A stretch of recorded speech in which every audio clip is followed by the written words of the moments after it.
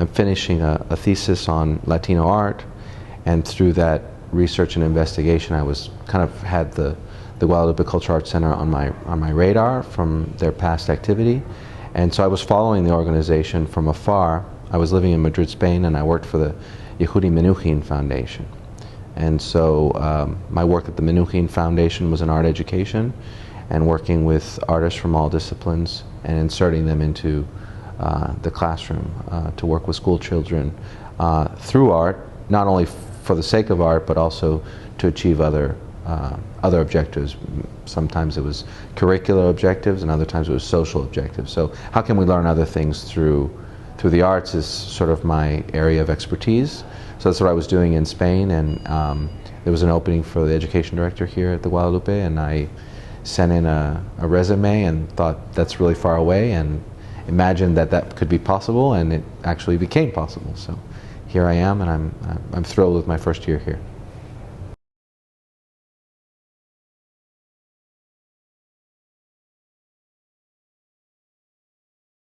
We have a program which is a Museums Connect project. The Museums Connect project is a State Department funded project that's administered through the American Alliance of Museums. So the American Alliance of Museums has a competitive process to grant organizations that partner with another organization outside of the country. So we're the host organization, and our partner organization is the Museum of Contemporary Art in Mérida, Mexico, and that's Yucatan, so it's called the Macay, and we've partnered with them to do a project that we're about halfway through right now.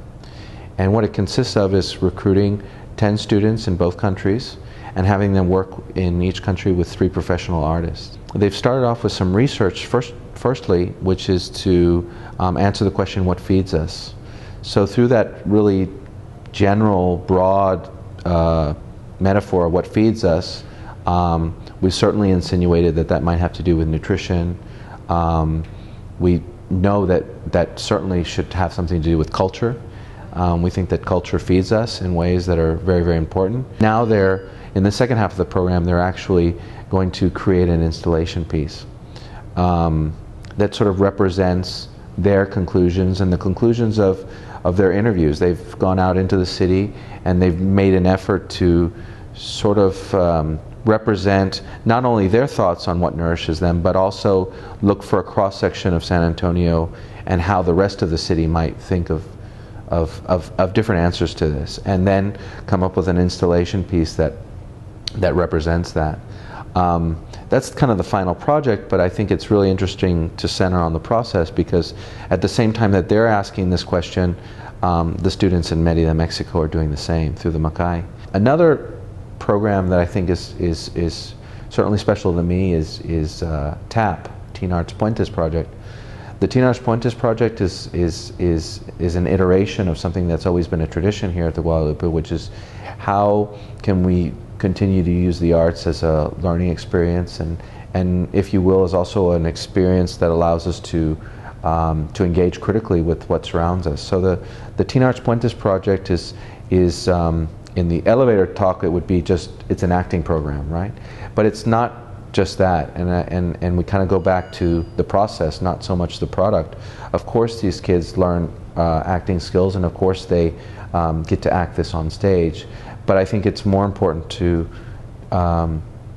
present what they do before that, which is engage with issues that are taking place here in San Antonio, or in the nation for that matter, that they engage with their peers about these subjects, that they learn about these subjects, so they need to educate themselves about these issues, and then position themselves within that. One other program that I think also really is dear to my heart, because it's similar to the work that I was doing at the Menuhin Foundation in Spain, is the Escuela Project.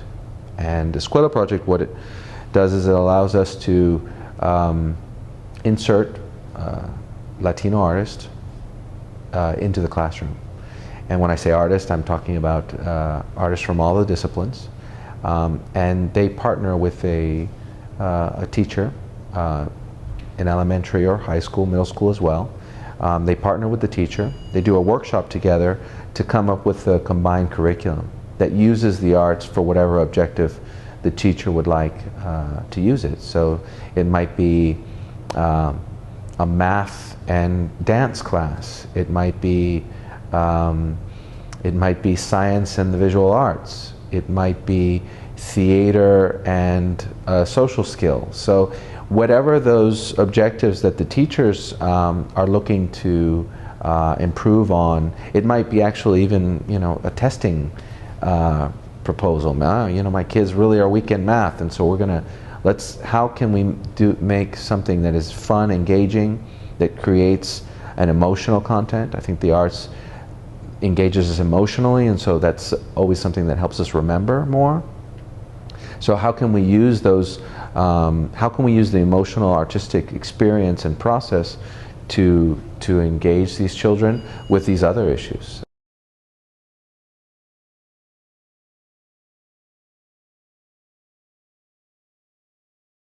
I think we need to spend a lot of time on making sure that we are preparing young Latinos for future careers in the arts and giving them the skill sets that they need.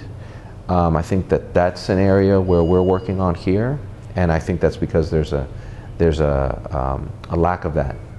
And there are other organizations. NALAC was one of the organizations you visited, is certainly at the cutting edge of preparing young Latinos for leadership positions. I think that there were moments where our organizations were extremely well funded, where we were manned with a lot more staff. We were able to attend all of the different disciplines with more activities, and that unfortunately isn't the case around the nation.